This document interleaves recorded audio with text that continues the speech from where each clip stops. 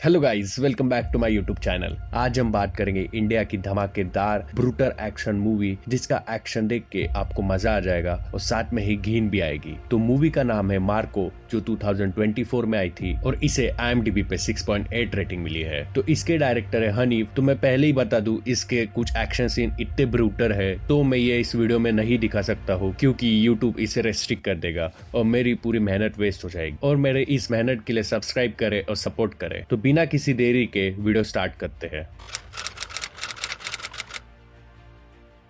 Movie के शुरुआत में हम एक रिंग फाइट देखते हैं, जहां विक्टर और वसीम पैसे लगाने आए होते हैं। विक्टर जो देख नहीं सकता था बट इतना स्मार्ट होता है कि इजीली चीजें महसूस कर लेता था। तो मैच के टाइम वसीम उसे हर चीज का अपडेट देता है। उसके बाद वो लोग वहां से बाहर आते हैं। तभी वसीम को उसके भाई का कॉल आता है और उसे ड्रग्स के बिजनेस में ज्वाइन होने के लिए बोलता है। तो वसीम उसे सीधा मना कर देता है, क्योंकि वो सब बुरे काम छोड़ चुका था। गुस्से में आकर उसका भाई गुंडे भेजता है, जो विक्टर के सामने ही वसीम को मार देते हैं। विक्टर अंधा तो होता है बट आप लोगों को पता है वो स्मार्ट है, तो परफ्यूम से कार को टच करके सब चीजें नोटिस कर लेता है और गुंडे उसे अंधा समझकर छोड़ देते हैं। बट उसके बाद वो सीधा पुलिस स्टेशन जाता है और पुलिस को जो हुआ वो हूबहू बताने लगता है। ये केस सत्यम संभालता है, तो वो विक्टर की सब बातें समझ लेता है और वसीम के अंतिम संस्कार पे जाता है, जहां वो उसके भाई से मिलता है। बट उसका भाई ऐसे प्रिटेंड करता है जैसे उसे कुछ पता ही ना हो और बोलता है कि जरूर ये किसी दुश्मन ने किया होगा और मैं इसका बदला लेके रहूंगा। तभी नेक्स्ट सीन में हम देखते हैं कि एक डिफेंडर कार वसीम के घर के सामने आती है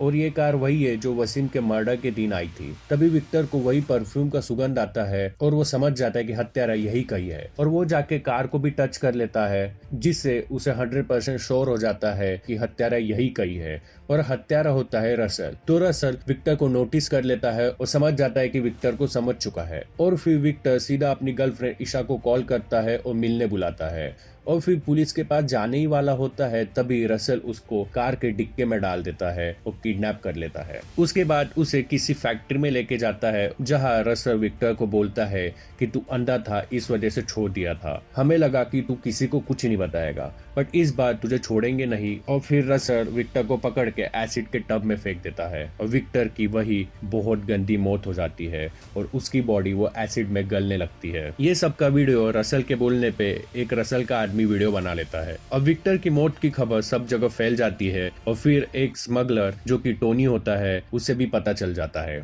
और ये टोनी रसल का फादर होता है और वो एसिड का हाथ जला देख के उसे समझाता है कि ये छोटे मोटे काम छोड़ दे और बोलता है कि उसकी बॉडी बिल्कुल भी मिलनी नहीं चाहिए। और वही पास में उसका दूसरा बेटा देवराज खड़ा होता है, जो बोलता है कि उसको एसिड में मारा है, उसको उसके पैदा करने वाले भी पहचान नहीं पाएंगे। फिर टोनी रसल को बोलता है कि अपने बिजनेस पे ध्यान दे और मैं तुझे कभी भी कुछ नहीं होने दूंगा।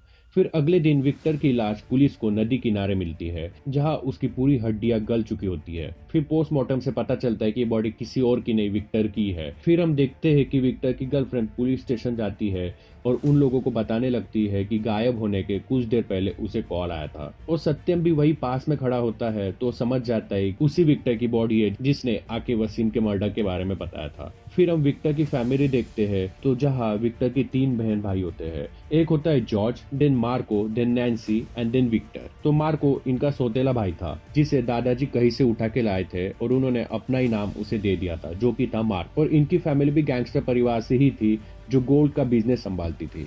और मार्को ने पास में बहुत लोगों को मारा था, इस वजह से उसे इंडिया के बाहर भेज दिया था और जो भी जमीनें थी दादाजी की वो जॉर्ज और नैन्सी में बांट दी जाएगी, ऐसी बात होती है। और सब घर में जॉर्ज की बात सुनते थे। फिर हम जॉर्ज और नैन्सी के बच्चों की बातें सुनते हैं। अगर मार्को को विक्टर चाचा के मौत के बारे में पता चलेगा तो वो क्या ही करेंगे, उनके साथ क्या ही होगा। और बोलते हैं कि वो हीरो नहीं है, वो है एक डेविल। फिर हम पास का एक सीन देखते हैं, जहाँ जॉनी नाम का इंसान जॉर्ज को कॉल करता है और बोलता है कि तेरे भाई को मैंने किडनैप किया है, इसके बदले मुझे 4 किलो सोने के बिस्किट चाहिए। और बोलता है मैंने उसे कुत्ते के पिंजरों में बंद किया है, अगर तूने सोना नहीं दिया तो मैं उसे कुत्तों को खिला दूंगा। और ये सुन के जॉर्ज विक्टर को पूरे घर में ढूंढने लगता है, बट विक्टर तो गार्डन में बैठ के गाने सुन रहा होता है। और फिर हमें पता चलता है कि जॉनी ने विक्टर को नहीं, मार्को को उठा लिया है। और आपको पता है अब क्या होगा, उसने एक शैतान को उठा लिया है और यहाँ होता है ब्रूटर एक्शन सीन। बस इतना बताऊंगा कि मार्को यहाँ अपने हाथों से कुत्ते के मुंह 2 हिस्सों में बांट देता है और यहाँ होती है मार्को की धमाकेदार एंट्री और मार्को यहाँ सबका गेम बजा देता है। फिर हमें पता चलता है कि विक्टर और मार्को की बहुत अच्छी बनती थी। मार्को उसका बहुत ज्यादा ख्याल रखता था, उनकी बॉन्डिंग भी बहुत अच्छी थी। बट नैन्सी थी, वो बिल्कुल भी मार्को को पसंद नहीं करते थे और उसे घर का कुत्ता बुलाते थे।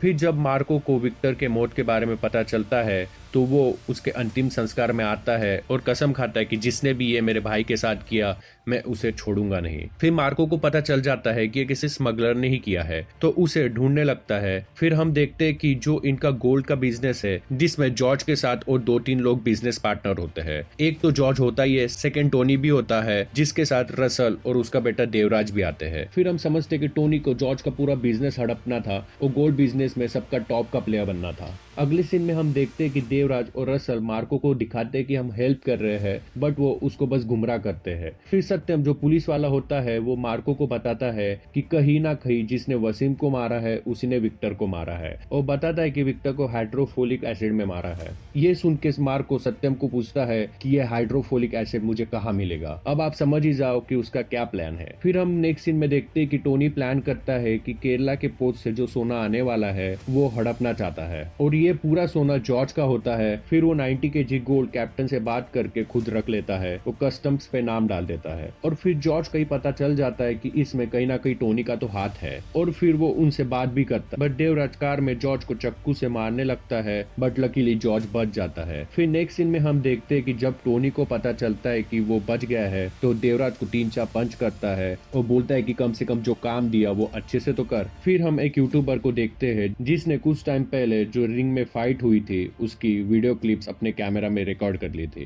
क्योंकि वो इलीगल फाइट्स को एक्सपोज करना चाहता था और जाके पूरी रिकॉर्डिंग पुलिस ऑफिसर सत्यम को दिखाता है और वसीम के मर्डर का वीडियो भी उसमें रिकॉर्ड हो जाता है और सत्यम समझ जाता है कि इसके पीछे रसल का ही हाथ है। और फिर अगले दिन वो पूरी फुटेज लेके सीनियर ऑफिसर को बताता है कि वसीम और विक्टर को मारने वाला रसल ही है और इसमें पूरी फुटेज है। बट सीनियर ऑफिसर वो फुटेज को कचरे में फेंक देता है और टोनी को सब बता देता है क्योंकि वो टोनी का ही आदमी था। फिर रात में आके रसल और उसके आदमी सत्यम को मार देते हैं और यूट्यूबर को भी बहरे में से मार देते हैं। बट मरने के पहले सत्यम फुटेज जॉर्ज तक पहुंचा देता है और जॉर्ज को होश आता है और वो देखता है कि कातिल रसल है और सीधा मार्को को कॉल करके बोलता है कि विक्टर के मर्डर के पीछे टोनी और रसल है। बट जिस वक्त ये कॉल आता है तब रसल उसके साथ कार में ही था और वो भी ये कॉल सुन लेता है और जैसे ये सुनता है रसल मार्को को मारने का ट्राई करता है और आगे आता है एक ब्रूटर जिसमें हमें देखने मिलता है कि हाथ क्या कट रहे, पैर क्या कट रहे। मैं आपको ये सीन बिल्कुल भी दिखा नहीं सकता हूँ।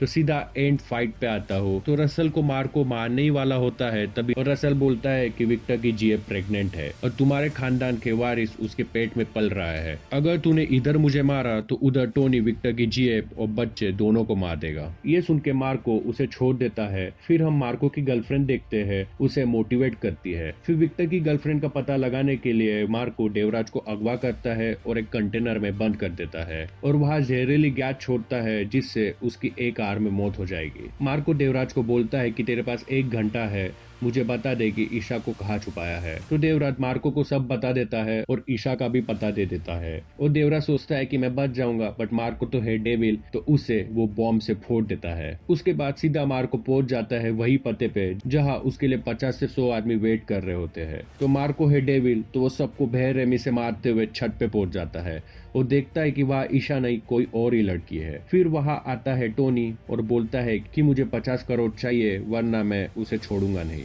और अपने हाथ से ही मार दूंगा। उसके बाद रसल पैसे लेने एक लोकेशन पे आता है और वहाँ मार्को सूटकेस के साथ आता है और सूटकेस दे के ईशा को लेता है और जब रसल सूटकेस खोलता है तो वो शॉक हो जाता है क्योंकि उसमें पैसे नहीं बट टोनी का कटा हाथ होता है। तो मार्को उसे टोनी का पता देता है और वो बिना किसी देरी के वो पते पे पहुंच जाता है। तो वो पता होता है एक पुरानी फैक्ट्री का, जहाँ उसे इस तरीके से बांध के रखा था कि ऊपर उसके एसिड का कंटेनर था और सामने एक लोडेड गन थी और सीट के नीचे बॉम्ब था। फिर उसे वो बचाने का ट्राई करते हैं बट वो बच नहीं पाता और बॉम्ब के धमाके से रसल के आंखों के सामने टोनी की मौत हो जाती है। और फिर रसल को आता है गुस्सा और वो सीधा जाता है उसके सौतेले भाई साइरस के पास और उससे हेल्प मांगने लगता है। और साइरस तो इन लोगों का भी बाप होता है जो बहुत खराब होता है, और जब उसे पता चलता है कि उसके बाप को मार्को ने मारा तो वो अपनी पूरी टीम को लेके मार्को के घर पहुंच जाती है और उसकी टीम मास्क पहन के फुल गन लेके होती है। फिर हम देखते हैं कि ईशा बच्चे को जन्म देने ही वाली होती है तो मार्को उसे प्रोटेक्ट करने के लिए एक रूम में बंद कर देता है और डोर के सामने उसे बचाने के लिए बैठ जाता है और जॉर्ज साइरस की टीम से लड़ता है। फिर हम देखते हैं कि ब्रूटल फाइट सीन, मार्को की फैमिली को साइरस चून चून के मार रहा होता है, बच्चे को गैस सिलेंडर से पीच कर है, किसी का गाल फाड़ दे रही है। तो मैं ज्यादा डिटेल्स में आपको बताऊंगा नहीं और यहाँ होता है भयंकर मारकाट। अब सीधा एंड फाइट पे आऊं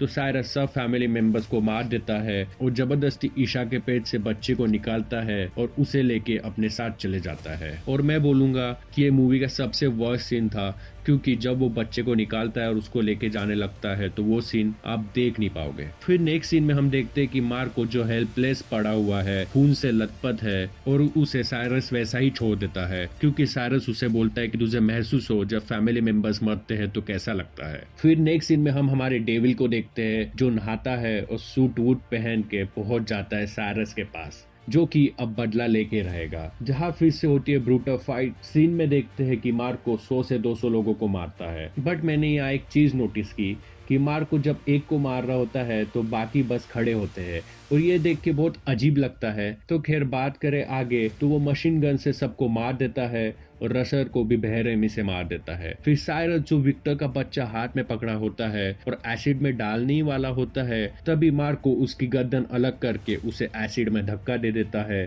और बच्चे को बचा लेता है और साइरस की हो जाती है यहाँ पे मौत। फिर बच्चे को लेके वहां से निकल जाता है और फिर हम देखते हैं पोस्ट क्रेडिट सीन जो कि 5 साल बाद होता है, जिसमें मार्को एक बीच पे विक्टर के बच्चे के साथ बैठा होता है। तभी उसके सामने उसके दुश्मन कास में आते हैं, जिससे हमें पता चलता है कि मार्को का सेकंड पार्ट आने वाला है और ये मूवी यहीं पे खत्म हो जाती है। तो गाइज ये थी मार्को मूवी की कहानी। सीधी सिंपल कहानी थी और जो कि बहुत ब्रूटल एक्शन से भरी है। अगर आपको ब्रूटल एक्शन देखना पसंद हो तो मैं बोलूंगा ये मूवी आप एक बार जरूर देखिए। अगर ये एक्सप्लेनेशन आपको पसंद आया हो तो लाइक करें, सब्सक्राइब करें। मिलते हैं नेक्स्ट वीडियो के साथ। Thank you.